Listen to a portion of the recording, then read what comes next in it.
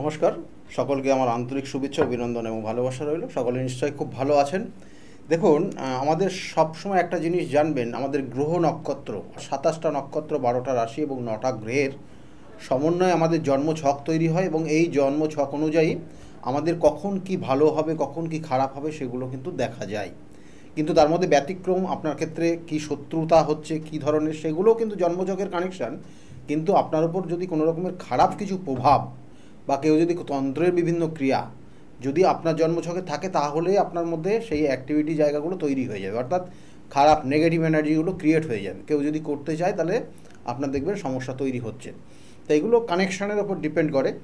কিন্তু আজকে যেটা আলোচনা করব যে আগামী কিন্তু আর কিছুদিন শনি, কারণ শনি বর্তমানে এই মুহূর্তে কিন্তু সে ট্রানজিট করছে এবং সে অর্থাৎ শনি গ্রহটা এই মুহূর্তে রয়েছে কুম্ভ রাশিতে এবং সে রেট্রোগেট অর্থাৎ বক্রি হয়ে গেছে এবং এই বক্রি অবস্থা থাকবে আগামী নভেম্বরে 15 তারিখ পর্যন্ত থাকবে এবং কুম্ভ রাশিতেই থাকছে।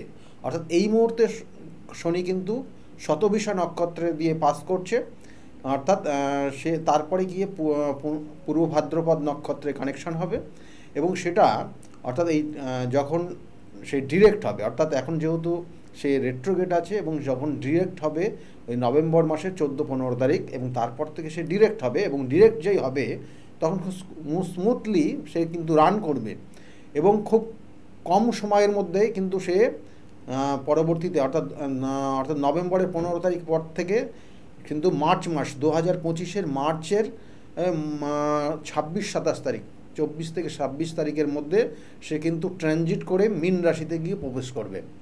অর্থাৎ এই যে কানেকশান, এই যে ট্রানজিট, তার কারণে কিছু কিছু রাশির সমস্যা তৈরি হবে, কিছু কিছু রাশির সমস্যার থেকে বেরিয়ে আসবে।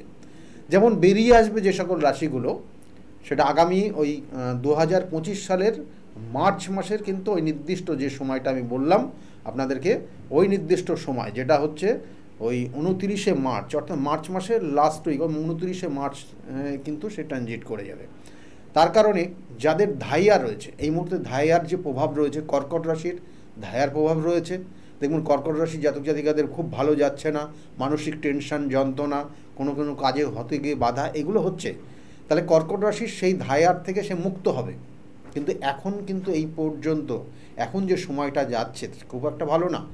আর কর্কট রাশি যেমন বললাম সেই রকমই আরেকটা জলরাশি, সেটা হচ্ছে বৃশ্চিক রাশি। ওই বৃশ্চিক রাশির কিন্তু ধাইয়ার প্রভাব যথেষ্ট বেশি, কারণ রাশির চতুর্থে শনির অবস্থান ভীষণ ভীষণ পাওয়ারফুল এবং তাদের সুখটা শেষই হয়ে গেছে, মানে সুখ বলে কিছু নেই জীবনে। সুখ, স্বাচ্ছন্দ্য, সমৃদ্ধি, এইসব জিনিসগুলো ভুলে যাচ্ছে আস্তে আস্তে।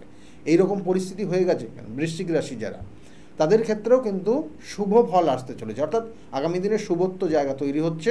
সেটা হচ্ছে ওই মার্চের 29 তারিখের 2025-এর পর থেকে শনি যেই ট্রানজিট করে মীন রাশিতে গিয়ে অবস্থান করবে।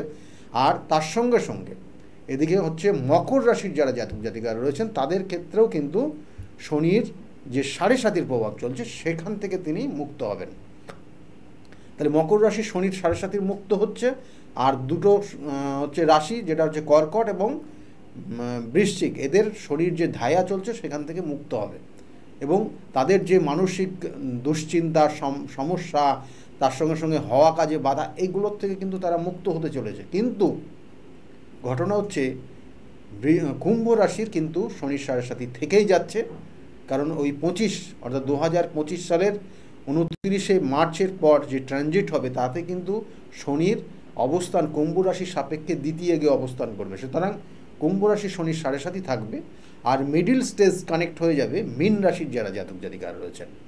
মীন রাশির কিন্তু খুব সাবধান, কারণ তাদের শরীর স্বাস্থ্য নিয়ে সমস্যা অলরেডি কিন্তু শুরু হয়ে গেছে এবং আস্তে আস্তে যত দিন যাবে দেখবেন শরীর স্বাস্থ্য নিয়ে সমস্যা তৈরি হচ্ছে এবং এটা মীন রাশির জন্য বললাম। আর তার সঙ্গে সঙ্গে নতুন করে শনির 7.5 শুরু হবে, যেটা হচ্ছে মেষ রাশির জন্য। মেষ রাশির কিন্তু শনির 7.5 শুরু হয়ে যাবে এবং তার কারণে কিন্তু বিভিন্ন ধরনের সমস্যা তৈরি হবে। আমি বারবার বলছি, মেষ রাশির ক্ষেত্রে যদি রাশির অধিপতি এবং তার সঙ্গে সঙ্গে কিন্তু মেষ রাশির সাপেক্ষে দশমপতি, একাদশপতি শনি, সুতরাং এই শনি গ্রহটা যদি ভালো না থাকে তাহলে কিন্তু এদের কর্ম নিয়ে খুব চিন্তার জায়গা তো তৈরি হয়ে যাবে, কর্মক্ষেত্র, এবং তার সঙ্গে সঙ্গে বাবার শরীর স্বাস্থ্য, এইসব জায়গাগুলো কিন্তু সমস্যার জায়গা তৈরি হবে। সুতরাং তার প্রত্যেকের বলবো যাদের শুরু হচ্ছে তাদের জন্য কিন্তু অবশ্যই আগের থেকে তার প্রতিকার প্রতিবিধান করবেন। এবং এটা শুরু হচ্ছে মানে মার্চ মাসের 29 তারিখের থেকে পর থেকে তার ঠিক 3 মাস আগের থেকে কিন্তু এফেক্ট দেয়। শনি যেমন স্লো মোশনের একটা গ্রহ, খুব ধীরে ধীরে চলে, কারণ এটা 30 ডিগ্রি নক্ষত্র পাস 30 ডিগ্রি একটা ভাবকে ক্রস করতে এদের সময় লাগে, কিন্তু সেই 2.5 বছর অর্থাৎ একটা ডিগ্রি পাস করতে তাদের 1 মাস সময় লাগে। এরকম 30 মাস সময় লাগবে 30 ডিগ্রি পার করতে। সুতরাং এটা খুব স্লো মোশনের গ্রহ এবং এরা যা ফল দিয়ে যায় সাংঘাতিক। যদি আপনার ভালো দেয় খুব ভালো দিয়ে যাবে, খারাপ হলে কিন্তু খারাপ দিয়ে যাবে। এবার শনি গ্রহটা আপনার জন্মছকে কতটা পাওয়ারে আছে দেখতে হবে। শনি যদি বক্রি হয় তাহলে বর্তমানে শনি বক্রি আছে আগামী কিন্তু বলবো যে নভেম্বর মাসের 15 তারিখ পর্যন্ত, সেই সময় কিন্তু আপনার ক্ষেত্রে ভালো যাচ্ছে না। যাদের দেখবেন শনি বক্রি আছে, অর্থাৎ শনির পাশে 8 চিহ্ন বা ব বলে লেখা আছে, যারা আপনারা জন্মছক দেখছেন দেখবেন তাদের ক্ষেত্রে সময় ভালো যাচ্ছে না।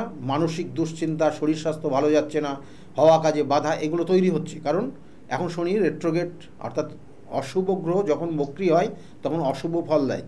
তাহলে এই জায়গাগুলো থাকবে। এবং এরপরে যেটা সব থেকে ভাইটাল, যেমন বললাম শনির 7.5 প্রভাব থাকবে কুম্ভ রাশি, মীন রাশি এবং সেক্ষেত্রে কিন্তু মেষ রাশি। তাহলে এই মেষ মীন আর কুম্ভ 3 জনের তো শনির 7.5 থাকছেই, তার সঙ্গে সঙ্গে শুরু হবে শনির ধাইয়া, যাদের হচ্ছে ধনু রাশি।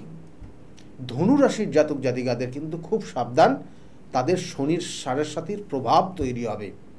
এবং এরা সাধারণত অনেক ক্ষেত্রে দেখবেন যে কর্মের জায়গায় সমস্যা হবে, কর্মক্ষেত্রের একটা সমস্যার জায়গা তৈরি হবে। আর বাড়ির অর্থাৎ দেখবেন যে সুখ, অর্থাৎ আমরা বারবার বলি সুখের জায়গাগুলো কিন্তু ডিস্টার্ব হয়ে যাবে এই যাদের ক্ষেত্রে ধনু রাশি আছে। আর এদিকে হচ্ছে নেক্সট যেটা শনির আরেকটা ধাইয়া শুরু হয়ে যাবে, সেটা হচ্ছে সিংহ রাশির ক্ষেত্রে। সিংহ রাশির কিন্তু শনির ধাইয়া শুরু হয়ে যাবে, আর ধনু রাশির শনির ধাইয়া শুরু হবে। এদের ক্ষেত্রে কিন্তু খুব সাবধানে যে কোনো সিদ্ধান্ত নেওয়ার ক্ষেত্রে সতর্ক হতে হবে। নতুন করে কোনো ইনভেস্ট করার ক্ষেত্রে 10 বার ভাববেন, না হলে কিন্তু সমস্যায় আটকে যাবেন আপনি। এবং কোনো কিছু প্ল্যানিং করবেন ভাবছেন, আগের থেকে করে নিন। এবং অর্থটাকে সঞ্চয় করে কোনো প্ল্যানিং করবেন, হাতে যাতে অর্থ থাকে। আপনি সমস্ত অর্থকে ইনভেস্ট করে দিয়ে আপনি একটা প্ল্যানিং করলেন, তাতে কিন্তু আপনার আগামী দিনে খুব সমস্যা হয়ে যাবে। অর্থাৎ ওই 3 রাশি যেমন বললাম, কুম্ভ রাশি, মীন রাশি এবং মেষ রাশি, এবং এদিকে হচ্ছে ধনু রাশি, তার সঙ্গে সঙ্গে কিন্তু সিংহ রাশি। কারণ এখানে 3টে রাশির যে অগ্নি রাশি, এই অগ্নি 3টে রাশি কিন্তু কানেক্টেড হয়ে যাবে নতুন করে। যে বিগত দিনে যেটা জলরাশির কানেকশান ছিল, 3টে জলরাশি বিগত 2.5 বছর ক্রস করছে, ঠিক সেই রকমই আবার অগ্নি রাশির সঙ্গে কানেক্টেড হয়ে যাবে কিন্তু এখানে শনির। সেই জন্য এই সকল রাশির মাথা গরম করলে একদম চলবে না। মাথা গরম করবেন তো আপনি অনেক ডাউনফল করে যাবেন। আর আপনার জন্মছকে যদি শনি গ্রহটা খুব জায়গায় পীড়িত হয়ে যায়, তাহলে আমি বারবার বলছি আপনাদের কর্ম, আপনাদের ক্ষেত্রে অর্থ, আপনাদের ক্ষেত্রে মান সম্মান, এইসব জায়গাগুলো কিন্তু আপনি যেটা চাইছেন সেটা পাবেন না। এবং তার সঙ্গে সঙ্গে অনেক সময় বলা হয় শনির 7.5 শনির ধাইয়াতে কোনো বয়োজ্যেষ্ঠ মানুষ যারা খুব অসুস্থ জায়গায় আছে তারা গত হতে পারে, এগুলো কিন্তু কানেকশান দেয়। কিন্তু আপনার জন্মছক কী আছে সেগুলো বিচার্য বিষয়। এবং তার সঙ্গে সঙ্গে বলি যে এই প্রভাব যাদের শুরু হবে বলতে মেষ রাশি শুরু হবে শনির 7.5, সিংহ রাশির শনির ধাইয়া, আর এদিকে হচ্ছে ধনু রাশির শনির ধাইয়া। এই 3টে রাশি অবশ্যই আপনারা কিন্তু ঠিক দুর্গা পুজোর পর কালী পুজোর থেকে শুরু করবেন, প্রত্যেকটা সোমবার করে শিবের অভিষেক করা শুরু করুন, আর মহামৃত্যুঞ্জয় জপ করতে থাকুন। যারা পারবেন এই ক্রিয়াটা করবেন। আর যারা হনুমান চল্লিশা পাঠ করেন, বা আপনি ভাবছেন হয়তো মঙ্গলবার করেই আপনি এটা করবেন, তাহলে মঙ্গলবার করে হনুমান চল্লিশা পাঠ করতে থাকুন। তাতে আপনার ক্ষেত্রে অনেক অশুভত্ব জায়গার থেকে শুভত্ব হবে, কিন্তু যতটা হয়তো সমস্যা ছিল সেখান থেকে বেরোতে পারবেন। আর গুরুজন যারা আছে, গুরুস্থানীয় যারা আছে তাদের সঙ্গে ভালো ব্যবহার করা কিন্তু শুরু করুন। যদি বিগত দিনে খুব খারাপ ব্যবহার করেছেন তাহলে সেগুলো ভুলে গিয়ে ভালো করে ভালো ব্যবহার করার চেষ্টা করুন, তাদের সঙ্গে সুসম্পর্ক বজায় রাখার চেষ্টা করুন। এবং কোনো দুস্থ মানুষ যদি সম্ভব হয়, আমি আবার বলছি, আপনার যদি সম্ভব হয় তাকে কিছু দান করার চেষ্টা করুন। বা কোনো দেখানো দুস্থ মানুষ আপনার সামনে এসে সেই অন্ন কষ্টে ভুগছে, যদি কিছু সম্ভব হয় আপনি দান করতে পারেন। তাহলে এই জায়গাগুলো করলে কিছুটা রিলিফ হবে। কিন্তু আমি বারবার বলি, জন্মছকের যদি যে জায়গাগুলো, যে সমস্যাগুলো, কারণ গ্রহ নক্ষত্র এবং ভাব আমাদেরকে কিন্তু প্রভাবিত করে। আমরা কোথায় যাব, কী করব, কী কর্ম, কোথায় সমস্যা, সবগুলো ডিপেন্ড করে গ্রহ নক্ষত্রের ওপরে। সেই জন্য এই গ্রহ নক্ষত্র সঠিক তার প্রতিকার প্রতিবিধান করতে হয়। এই সঠিক প্রতিকার প্রতিবিধান, এবং আমি বলবো না যে আপনি সেই জ্বরে ভুগতে আরম্ভ করেছেন তারপরে ডাক্তার, আপনি যাতে ওই জ্বরে না ভোগেন তার জন্য আপনি আগের থেকে প্রোটেকশন নেবেন। আমি প্রত্যেকের বলি যে আপনার সমস্যাটা রয়ে গেছে বা আগামী দিনে সমস্যা আসবে দেখা যাচ্ছে, কিন্তু তার আগে আপনি প্রোটেক্ট করে নিন, নিজেকে প্রোটেক্ট করুন এবং আগামী 2.5 বছর কিভাবে চলবেন তার একটা প্ল্যানিং করে নিন। এবং তার সঙ্গে সঙ্গে যেমন বললাম, অর্থকে মজুত করে, অর্থ জায়গায় নির্দিষ্টভাবে রেখে আপনি সমস্ত শেষ করে দিয়ে তারপরে চিন্তাভাবনা করলে আপনি কিন্তু সর্বশান্ত হয়ে যাবেন, মানসিক যন্ত্রণায় ভুগবেন আগামী দিনে। তাহলে এই জায়গাগুলোর প্রতিকার প্রতিবিধান আছে, যত সম্ভব তাড়াতাড়ি নেওয়ার চেষ্টা করবেন এবং তাতে আপনাদের আগামী দিনে যাতে সমস্যায় না পড়েন সেই জায়গা মুভমেন্টটা আপনার পরিবর্তন আসবে। আর আমার চেম্বার যেগুলো রয়েছে, আমি বারবার বলি যে আমার চেম্বার রয়েছে অবশ্যই, সেক্ষেত্রে প্রত্যেক রবিবারের দিন কাঁচরাপাড়া চেম্বার রয়েছে, কাঁচরাপাড়ায় দুপুর 2টোর থেকে 6টা পর্যন্ত পাবেন। আর প্রত্যেক সোমবারে কিন্তু ব্যারাকপুর চেম্বার রয়েছে 12টার থেকে, এবং তারপরে হচ্ছে কিন্তু ওই নির্দিষ্ট দিনে সোমবারেই কিন্তু শ্রীরামপুরে চেম্বার 5টার থেকে রয়েছে। আর মঙ্গলবারের দিন কালীঘাট চেম্বার রয়েছে, সেখানেও আপনি ওই সন্ধ্যার দিকে পাবেন। বুধবার করে কিন্তু আপনারা পাবেন আমাকে কিন্তু হাওড়া ময়দানে, এবং সেখানেও পাবেন 12টার থেকে। আর বৃহস্পতিবার কৃষ্ণনগর, শুক্রবার কিন্তু হাতিবাগানের চেম্বার রয়েছে, সেখানেও সন্ধ্যাবেলা পাবেন। আর শনিবার করে কখনো বহরমপুর, কখনো বর্ধমান, কখনো মেচেদা, কখনো তারাপীঠের বিভিন্ন কর্ম, বিভিন্ন যোগ, বিভিন্ন ক্রিয়া সেগুলো করা হয়। যেমন এই আগামী দিনে যে তারাপীঠের যে চেম্বারগুলো রয়েছে, যে আগামী 10ই কিন্তু আগস্ট, সেখানে কিন্তু বিভিন্ন ধরনের কাজ করা হবে, এবং তার সঙ্গে সঙ্গে ওই নির্দিষ্ট দিনেও কিন্তু সেখানে চেম্বারও করা হবে। অর্থাৎ রাত্রে কাজ করা হয়, রাত্রে বিভিন্ন ধরনের কর্মক্রিয়াগুলো করা হয়, আর দিনের বেলায় সেখানে নির্দিষ্ট সময় বলে দেওয়া হয়, সেগুলো বুকিং নম্বরে ফোন করলে আপনাদেরকে অবশ্যই গাইড করবে। তাছাড়াও কিন্তু বর্ধমান, বহরমপুর বা মেচেদার চেম্বারগুলো কখন কবে কোথায় পাচ্ছেন নিচের স্কলে লেখা থাকে, কারণ আমার কাছে যারা কাজ করে তারা নির্দিষ্টভাবে জানেন কাজের পদ্ধতিগত জায়গাগুলোই আলাদা। এবং এই যে জন্য, এবং তাছাড়াও কিন্তু বলবো প্রত্যেক অমাবস্যা তিথিতে করে আমার বাড়ির নিজ গৃহমন্দিরে সেখানে কাজ করো, বিভিন্ন ধরনের কাজ হয়।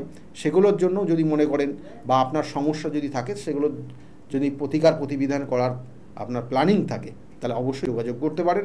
আর তার সঙ্গে সঙ্গে বলবো, যাদের আজকে যে আলোচনা করলাম শনির 7.5 প্রভাব, যাদের এই সমস্যাটা আগামী দিনে আসতে চলেছে, যদি শনি গ্রহটা সত্যি খারাপ জায়গায় থাকে, তাহলে এর প্রতিকার প্রতিবিধান আগের থেকে করানোর চেষ্টা করুন। আপনি জলে ডুবে যাওয়া অবস্থায় তার প্রতিকার নেওয়া, আর ডোবার আগ মুহূর্তে অর্থাৎ আপনি ডাঙায় থাকা অবস্থায় প্রতিকার নেওয়ার দুটোর পাওয়ার কিন্তু অনেক গুণ ডিফারেন্স। সুতরাং চেষ্টা করুন আগের থেকে তার প্রোটেকশন নিজেকে রাখার। যাই হোক, আগামী দিনের প্রত্যেক সকলে খুব ভালো থাকুন এবং নিজেকে টেক কেয়ার করুন।